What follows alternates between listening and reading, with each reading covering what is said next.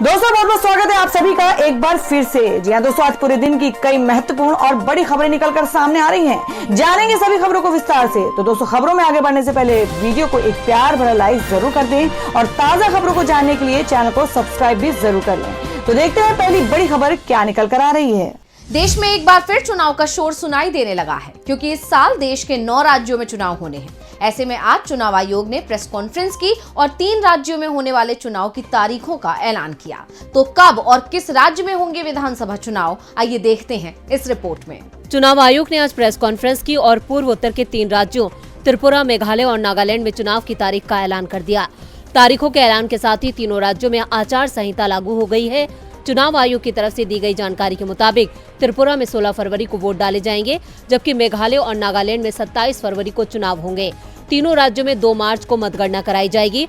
मुख्य चुनाव आयुक्त राजीव कुमार ने बताया, त्रिपुरा चुनाव के लिए अधिसूचना 21 जनवरी को जारी होगी। नामांकन की अंतिम तिथि 30 जनवरी है। 2 फरवरी तक नाम वापस लिया जा सकेगा। वहीं मेघालय और नागालैंड में 31 जनवरी को अधिसूचना जारी होगी। दोनों राज्यों में नामांकन की आखिरी तारीख 7 फरवरी है। मेघालय और नागालैंड में नाम वापसी की आखिरी तारीख 10 फरवरी है। तीनों राज्यों में वोटरों की बात करें तो नागालैंड, मेघालय और त्रिपुरा में कुल 62.8 लाख मतदाता हैं। इसमें से 31.47 लाख महिला वोटर हैं। साथ ही राज्य में 97,000 वोटरों की उम्र 80 साल से अधिक है। इसके अलावा 31,700 दिव्यांग वोटर हैं। तीनों राज्यों में मतदान में पहली बार हिस्सा लेने वालों की संख्या 1,76,000 है। आपको बता दें कि नागालैंड में विधानसभा का कार्यकाल 12 मार्च, मेघालय में 15 मार्च और त्रिपुरा विधानसभा का कार्यकाल 22 मार्च को पूरा हो रहा है। इस बीच चुनाव आयोग ने जम्मू कश्मीर को लेकर भी बड़ा ऐलान किया है। मुख्य चुनाव आयुक्त ने कहा कि जम्मू कश्मीर में चुनाव की तैयारियां पूरी हो चुकी हैं। साफ है, 3 राज्यों का चुनाव समाप्त होने के साथ ही जम्मू कश्मीर में भी विधानसभा चुनाव का ऐलान कर दिया जाएगा। देश में अगले महीने त्रिपुरा, मेघालय और नागालैंड में चुनाव होगा और नतीजे 2 मार्च को आएंगे। चुनावों के चलते सभी दलों ने अपनी तैयारियों को रफ्तार दे दी है। वैसे तैयारी तो कांग्रेस भी कर रही है यात्रा के जोरदार समापन की, क्योंकि भारत जोड़ो यात्रा आज हिमाचल में प्रवेश कर चुकी है, जहां यात्रा का जबरदस्त स्वागत हुआ और अब जल्द ही यात्रा घाटी में प्रवेश कर जाएगी। राहुल गांधी की अगुवाई में निकल रही भारत जोड़ो यात्रा ने आज 124वें दिन का सफर पूरा कर लिया। हिमाचल में अपनी एक दिन की यात्रा में राहुल गांधी 24 किलोमीटर पैदल चले। राहुल गांधी के नेतृत्व में भारत जोड़ो यात्रा के हिमाचल प्रदेश के इंदौरा विधानसभा क्षेत्र के मानसर में प्रवेश पर मुख्यमंत्री सुखविंदर सिंह सुक्खू, उप मुख्यमंत्री मुकेश अग्निहोत्री, कांग्रेस प्रदेश अध्यक्ष प्रतिभा सिंह, मंत्रिमंडल के सदस्यों और कांग्रेस पार्टी के वरिष्ठ नेताओं ने जोरदार स्वागत किया। हिमाचल में भारत जोड़ो यात्रा के समापन पर आज राहुल ने कांगड़ा जिले के इंदौरा के मलोट में एक जनसभा को संबोधित किया। राहुल गांधी ने हिमाचल में यात्रा को मिले सम्मान और स्वागत के लिए लोगों का दिल से धन्यवाद दिया और एक बार फिर राहुल ने बताया कि ये यात्रा उन्होंने क्यों शुरू की। राहुल ने कहा कि देश में फैली नफरत को खत्म करने के मकसद से ही उन्होंने भारत जोड़ो यात्रा शुरू की थी। साथ ही उन्होंने बीजेपी पर निशाना साधते हुए कहा कि देश में भाई को भाई से, एक धर्म के लोगों को दूसरे धर्म के लोगों से लड़ाया जा रहा है। कभी जाति के नाम पर तो कभी भाषा के नाम पर देश में टकराव को बढ़ाया जा रहा है। इसी के खात्मे के लिए वो भारत जोड़ो यात्रा निकाल रहे हैं। राहुल गांधी ने कहा कि पहले भारत जोड़ो यात्रा हिमाचल प्रदेश से नहीं निकलनी थी, लेकिन हिमाचल वासियों के प्यार और सम्मान की वजह से यात्रा के रूट में बदलाव किया गया। उन्होंने कहा कि इस यात्रा को पूरे देश में भरपूर समर्थन प्राप्त हुआ है और उन्हें भी काफी कुछ सीखने को मिला है। आपको बता दें कि 19 जनवरी को कांग्रेस की भारत जोड़ो यात्रा जम्मू कश्मीर पहुंच रही है। ये यात्रा का अंतिम पड़ाव है। 7 सितंबर को कन्याकुमारी से शुरू हुई ये यात्रा 30 जनवरी को कश्मीर में पूरी होगी। कांग्रेस की भारत जोड़ो यात्रा देश को जोड़ने के संकल्प के साथ निकाली जा रही है और कांग्रेस की इस यात्रा को जनता का भरपूर समर्थन मिला है। वैसे आज विपक्ष जुड़ता हुआ नजर आया, वो भी तेलंगाना में। केसीआर की रैली में आज एक ही मंच पर कई विपक्षी दल एक साथ नजर आए। तो कौन कौन हुआ रैली में शामिल, आइए देखते हैं रिपोर्ट। लोकसभा चुनाव से पहले विपक्षी एकता की कोशिश तेज हो गई है। मोदी सरकार को एकजुट होकर चुनौती देने का प्रयास तेज हो गया है। श्रीनगर में कांग्रेस ने भारत जोड़ो यात्रा के समापन पर 21 दलों को शामिल होने का न्योता दिया, तो तेलंगाना में आज विपक्ष एक मंच पर दिखाई दिया। मौका भारत राष्ट्र समिति की रैली का था, जिसके सहारे के चंद्रशेखर राव ने इस साल होने वाले चुनाव के लिए अपनी ताकत भी दिखाई। रैली में दिल्ली के मुख्यमंत्री अरविंद केजरीवाल, पंजाब के मुख्यमंत्री भगवंत मान, केरल के मुख्यमंत्री पिनरई विजयन, समाजवादी पार्टी के नेता अखिलेश यादव और भारतीय कम्युनिस्ट पार्टी सीपीआई के नेता डी राजा शामिल हुए। रैली में तेलंगाना के सीएम केसीआर ने कहा कि देश में क्या हो रहा है ये एक ऐसा सवाल है जो मुझे कई दिनों से परेशान कर रहा है। ये इस देश के लोगों की संपत्ति है जिसे किसी से भीख मांगने की जरूरत नहीं है, जिसे विश्व बैंक, अमेरिका या किसी अन्य विदेशी सहायता की आवश्यकता नहीं है। हम किसी भी विकसित देश से कम नहीं हैं, लेकिन हमें धोखा दिया जा रहा है। उन्होंने कहा कि केंद्र की मेक इन इंडिया पहल विफल रही है। केंद्र सरकार को हमारी सरकार की योजनाओं को देखना चाहिए। राइतु बंधु जैसी कल्याणकारी योजनाओं को पूरे देश में लागू किया जाना चाहिए। किसानों की खुशहाली के लिए देश में तेलंगाना का मॉडल लागू होना चाहिए। रैली में दिल्ली के सीएम अरविंद केजरीवाल ने कहा कि सारे गवर्नर मुख्यमंत्रियों को तंग कर रहे हैं। ये गवर्नर तंग नहीं कर रहे हैं, प्रधानमंत्री मोदी तंग कर रहे हैं। पीएम मोदी को बेरोजगारी या वस्तुओं की बढ़ती कीमतों की परवाह नहीं है। उन्हें केवल राज्यों में गैर बीजेपी सरकारों को गिराने की परवाह है। केरल के सीएम पी विजयन ने कहा कि केंद्र सरकार सभी देशी भाषाओं को दरकिनार कर हिंदी को राष्ट्रभाषा बनाने की कोशिश कर रही है। अपनी मातृभाषाओं की जगह हिंदी थोपने से देश की अखंडता प्रभावित होगी।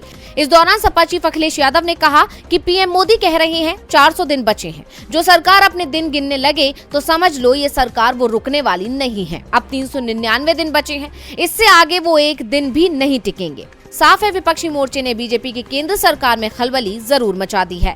2024 के लिए सभी दलों ने अभी से तैयारियों को तेज कर दिया है। इन तैयारियों को देखते हुए सत्ताधारी बीजेपी अब दबाव में आ गई है। लेकिन बीजेपी पर सिर्फ विपक्षी नहीं बल्कि उसके सहयोगी भी दबाव बना रहे हैं और पार्टी की चिंता बढ़ा रहे हैं। दरअसल हरियाणा बीजेपी और जेजेपी आमने सामने आ गए हैं। आखिर क्या है इसकी वजह, जानेंगे रिपोर्ट में। हरियाणा विधानसभा चुनाव में 1.5 साल से ज्यादा का समय है, लेकिन अभी से राज्य में ओल्ड पेंशन स्कीम का मुद्दा जोर पकड़ने लगा है, क्योंकि इसी मुद्दे के चलते हिमाचल की सत्ता बीजेपी के हाथ से चली गई। ऐसे में विपक्ष तो इस मुद्दे को जोरों से उठा ही रहा है। अब बीजेपी के सहयोगी भी इस मुद्दे को उठाने लगे हैं। खासकर हरियाणा में बीजेपी सरकार में सहयोगी जननायक जनता पार्टी ने भी ओपीएस की मांग उठा दी है। वहीं भाजपा का रुख क्लियर है कि वो ओपीएस के बजाय नेशनल पेंशन स्कीम पर ही अड़िग है। सरकार के रवैये को देखते हुए हरियाणा में कर्मचारी सड़कों पर आने के लिए तैयारी कर चुके हैं, जिसे देखते हुए जेजेपी से डिप्टी सीएम दुष्यंत चौटाला ने ओपीएस की मांग का समर्थन कर कर्मचारियों के आगे अपनी स्थिति क्लियर कर दी है। लेकिन इससे हरियाणा बीजेपी की दिक्कत बढ़ गई है। दरअसल ये दिक्कत हिमाचल के सीएम सुखविंदर सिंह सुक्खू के उस ऐलान के बाद ज्यादा बढ़ गई है जिसमें उन्होंने ओपीएस लागू करने की घोषणा की। अब सुक्खू के ऐलान के बाद हरियाणा में कर्मचारियों ने सरकार को ओपीएस लागू करने के लिए 25 अप्रैल तक का अल्टीमेटम दिया है। लेकिन बीजेपी सरकार का अड़िग रवैया जेजेपी की चिंता बढ़ा रहा है। यही वजह है कि जेजेपी ने अपना दांव खेल दिया है। राज्य में ओपीएस की मांग और बीजेपी के खिलाफ सत्ता विरोधी लहर के चलते जेजेपी अब बीजेपी से दूरी बना रही है। हरियाणा में ओल्ड पेंशन स्कीम का मुद्दा जोर पकड़ रहा है और अब राज्य के कर्मचारी खट्टर सरकार के खिलाफ मोर्चा खोले हुए हैं। मोर्चा तो दिल्ली सरकार ने खोल दिया है उपराज्यपाल वीके सक्सेना के खिलाफ। और आज विधानसभा के दौरान आप विधायक ने एलजी पर गंभीर आरोप लगा दिया। तो विधानसभा सत्र में कैसा रहा आज का दिन, देखिए रिपोर्ट। दिल्ली में 3 दिवसीय विधानसभा सत्र चल रहा है, जिसमें जबरदस्त हंगामा मचा हुआ है। सत्ता पक्ष और विपक्ष के बीच तीखी बहस देखने को मिल रही है। उसी कड़ी में आज भी विधानसभा सत्र में विपक्ष ने केजरीवाल सरकार का जबरदस्त विरोध किया।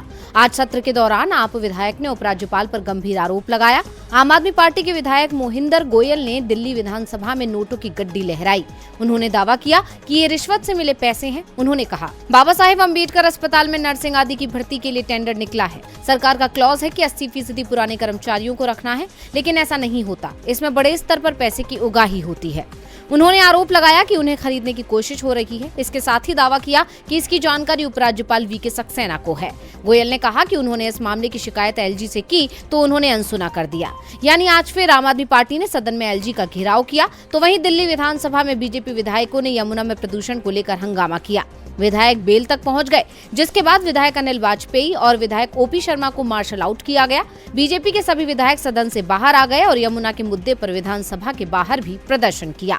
बीजेपी ने सत्र के दौरान दिल्ली में प्रदूषण का मुद्दा उठाया। दिल्ली में प्रदूषण ने आम जनता की मुश्किल बढ़ा रखी है, तो वहीं उत्तराखंड के जोशीमठ में घरों में पड़ी दरारों से जनता परेशान है और ये मुश्किल दिन पर दिन गंभीर होती जा रही है। तो अब क्या है वहां के हालात, जानेंगे रिपोर्ट में। जोशीमठ में 23 और घरों में दरारें आ गई हैं। मंगलवार तक सर्वे टीम ने 849 घरों को दरारों वाला क्रॉस मार्क लगाया था। इनमें से 155 निजी भवन और 10 व्यापारिक प्रतिष्ठानों को पूरी तरह से असुरक्षित माना गया है। इस कारण अभी तक इनमें रहने वाले 237 परिवारों को सुरक्षित स्थानों पर विस्थापित कर दिया गया है। विस्थापित परिवारों में से 58 किराए के मकानों में रहने पहुंचे हैं। बाकी को सरकार की तरफ से सुरक्षित जगहों पर ठहराया गया है। इस बीच दर्द और बेबसी की एक और तस्वीर सामने आई है। विस्थापित कई परिवारों को प्रशासन ने होटलों में ठहराया है, लेकिन परेशानी ये है कि एक ही कमरे में 3-3 परिवारों को ठूस दिया गया है। वहां सोने तक के लिए जगह नहीं मिल रही है। सबसे ज्यादा परेशानी उन महिलाओं को हो रही है जिनके बच्चे छोटे हैं। इस बीच जमीन धंसने से भगवान बद्री विशाल के खजाने को लेकर भी चिंता बढ़ गई है। अगर हालात और बिगड़ते हैं तो बद्रीनाथ धाम का खजाना पीपल कोटी में मंदिर समिति के निरीक्षण में भवन में शिफ्ट कर दिया जाएगा। मंगलवार को तय किया गया था कि जोशीमठ में सबसे निचले हिस्से में बसी जेपी कॉलोनी में भविष्य के खतरों को देखते हुए असुरक्षित घरों को आज तोड़ा जाएगा। जोशीमठ में 4 दिन के लिए अलर्ट जारी किया गया है। मौसम विभाग के मुताबिक बर्फबारी के साथ 3 दिन हल्की बारिश भी हो सकती है। जोशीमठ में अगर लगातार 4 से 5 दिन बर्फ गिरती है तो जिन घरों और इमारतों में लोड सहने की क्षमता नहीं है, उनके गिरने की ज्यादा संभावना है। ऐसे में जोशीमठ में भारी तबाही आ सकती है। बर्फबारी और बारिश के कारण घरों में दरारें और ज्यादा गहरी हो सकती हैं और जमीन धंसने का खतरा भी बढ़ जाएगा। गौरतलब है कि मंगलवार को चमोली जिला प्रशासन ने बुलेटिन जारी कर बताया था कि प्रभावित इमारतों की संख्या 288 से बढ़कर 849 हो गई है। बुलेटिन के अनुसार रवि ग्राम वार्ड में सबसे अधिक 161 मकानों में दरारें आई हैं। इसके बाद गांधीनगर के 154 घरों का नंबर आता है, जहां सबसे अधिक निवासियों को रेस्क्यू किया गया है। इधर जोशीमठ ने सरकार की परेशानियों में इजाफा कर दिया है। और बुलेटिन के आखिर में बात होगी भारतीय कुश्ती संघ के अध्यक्ष के खिलाफ छिड़े आंदोलन की। दिल्ली के जंतर मंतर पर देश के नामी गिरामी पहलवान जुटे, लेकिन यहाँ कोई कुश्ती का मुकाबला नहीं हो रहा है, बल्कि ये पहलवान विरोध प्रदर्शन को लेकर डटे हुए हैं। आखिर क्या है कुश्ती के इन दिग्गज खिलाड़ियों की मांग, देखिए ये report. Wrestling federation of India के अध्यक्ष और बीजेपी सांसद बृजभूषण शरण सिंह के खिलाफ आज कुश्ती के चैंपियन का सब्र टूट गया। देश के मशहूर पहलवान आज जंतर मंतर पर जुटे और भारतीय कुश्ती महासंघ के खिलाफ धरने पर बैठ गए। पहलवानों ने WFI पर तानाशाही का आरोप लगाते हुए बृजभूषण को अध्यक्ष पद से बर्खास्त करने की मांग की है।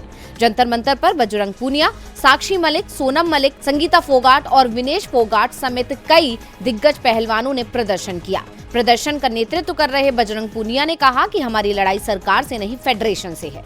खिलाड़ी अब फेडरेशन की जबरदस्ती नहीं सहेंगे। हम रेसलिंग के भविष्य के लिए लड़ रहे हैं। पूनिया ने कहा कि फेडरेशन का काम खिलाड़ियों का साथ देना, उनकी खेल की जरूरतों का ध्यान रखना होता है। अगर खिलाड़ियों को किसी तरह की परेशानी है तो उसका निदान करना फेडरेशन का काम है, लेकिन अगर फेडरेशन ही खिलाड़ियों के लिए समस्या खड़ी कर दे तो उसके लिए क्या किया जाए। अब लड़ना पड़ेगा, हम पीछे नहीं हटेंगे। ओलंपिक मेडलिस्ट साक्षी मलिक ने ट्वीट किया, खिलाड़ी पूरी मेहनत करके देश के लिए मेडल लाते हैं, लेकिन फेडरेशन ने हमें नीचा दिखाने के अलावा कुछ नहीं किया। मनचाहे कानून लगाकर खिलाड़ियों को परेशान किया जा रहा है। इस बीच विनेश फोगाट ने फेडरेशन के अध्यक्ष पर कई गंभीर आरोप लगाए हैं। पहलवानों ने कहा कि हमारे लिए प्रधानमंत्री से मिलना आसान है, लेकिन फेडरेशन अध्यक्ष से मिलना बहुत मुश्किल है। अब ये प्रदर्शन अध्यक्ष की बर्खास्तगी तक चलता रहेगा। तो आज इस बुलेटिन में बस इतना ही।